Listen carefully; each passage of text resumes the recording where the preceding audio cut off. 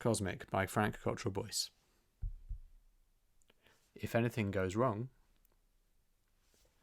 Next morning, all the dads, including Eddie Xanadu, had to meet Dr. Drax in a bar inside the dome.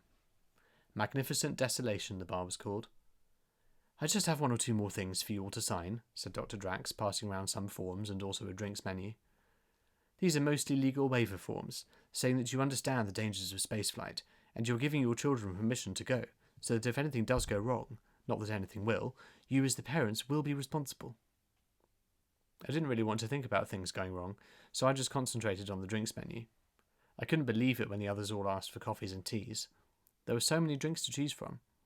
I spotted something called the Cosmic Quencher, which I had to order because cosmic is my favourite word. Dr. Drax was explaining that the whole mission was top secret. If anything goes wrong, not that it will, we will not admit that the mission ever took place, because of course if anything does go wrong, which it won't, the bad publicity would close Infinity Park. I'm sure none of you wants that to happen. I said, "When you say if anything goes wrong, well, what exactly could go wrong?" "Oh, you know how people make a fuss," said Dr. Drax. "If someone breaks a toe or gets a headache, then people will say it's too dangerous. This is our first attempt. If it doesn't go according to plan, we're not going to say it'll be better next time. We're going to deny it ever happened." Then she smiled and said, "You're a man of the world, Mr. Digby. You understand." I do understand now, by the way. I understand because something did go wrong. So wrong that Dr. Drax probably denied that this mission ever took place, which means no one down there is trying to help us. No one is calling International Rescue or the X-Men or whatever.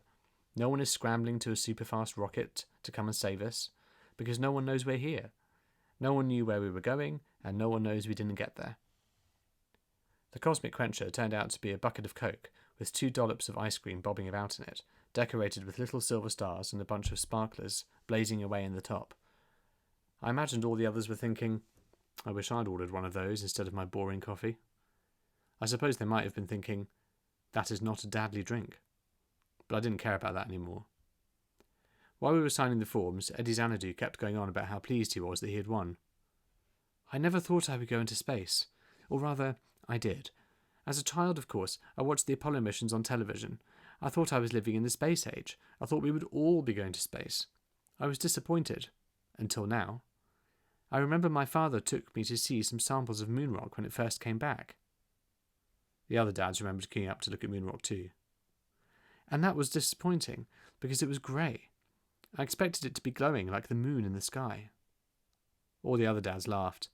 Then Samson One said, "Surely even a child knows that the moon has no innate luminescence, that it only shines because it reflects the sun." Mr. Xanadu shrugged. "We all make mistakes." And the other two nodded as if it didn't really matter. But it did really matter. How could they let their kids go into space with someone who didn't know that the moon had no innate luminescence? Before you go on a quest, you make sure you've got all you need: skills, equipment, money, health, magic, elixir. What did he have? Nothing. He was just a big, grinning, empty-headed troll, and we were entrusting our kids to him. I tried to say nothing. I know politeness is dadly and yelling is not. I did try not to engage. I stood and listened quietly while he said, "The important thing is that the children have decided I am the best dad.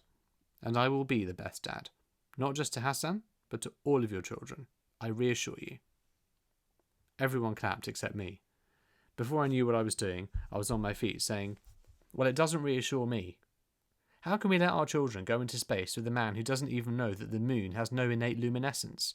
How can we let our children go into space at all? Space isn't safe. What kind of dad lets their child go into space?"